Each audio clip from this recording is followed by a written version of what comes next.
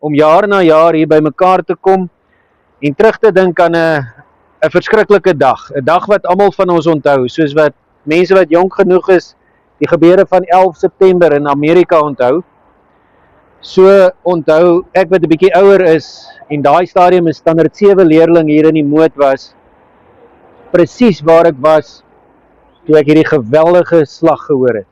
En die sirenes gehoor het en die aand op die televisie gesien het wat se absolute chaos en absolute verwoesting gesaai is deur die bom wat deur 5 medepligtiges hier geplant is en uiteindelik party bronne sê 19, party 21 plus die 2 aanvallers se lewens beëindig het.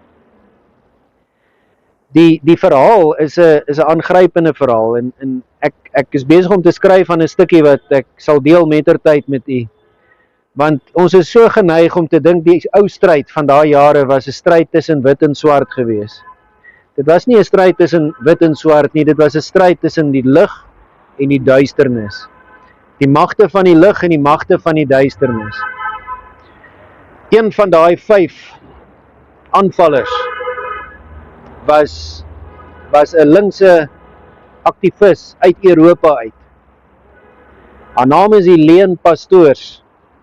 En Helene Pastoors het uit België uitgekom en sy het oor die wêreld rondheen beweeg as 'n militante kommunistiese aktivis.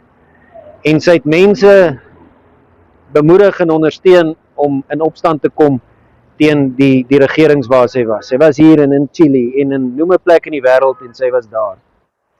Wat sy hier gedoen het, was om 'n motorbom met 45 kg plofstof in te smokkel van Swaziland af. Al die pad gery. Sy het presies geweet waarheen hierdie bom op pad was. Wel, eerstens, ons is hier om 'n nuwe land te bou. Ons kan ook nie vergeet van die bouers van wat hierdie land in die verlede gebou het nie. En daarom gedenk ons die mense wat hulle lewens hier verloor het. Want hulle was bouers, net soos wat ons nou die toekoms wil bou, het hulle ons gebou tot op daardie stadium. En ons moet dankbaar wees en ons moet hulle gedenk vir daai rede. Ons moet die slagoffers onthou, ons moet hulle herdenk en ons moet seker maak dat dit nooit weer gebeur nie. So die boodskap van vandag is, ons gaan vorentoe, ons vat hande, ons stap saam en ons veg om boosheid en onreg en oneerlikheid en moord en doodslag te beveg. Dit is ons stryd en ons sal nie bang wees vir wat ook al op ons pad kom nie.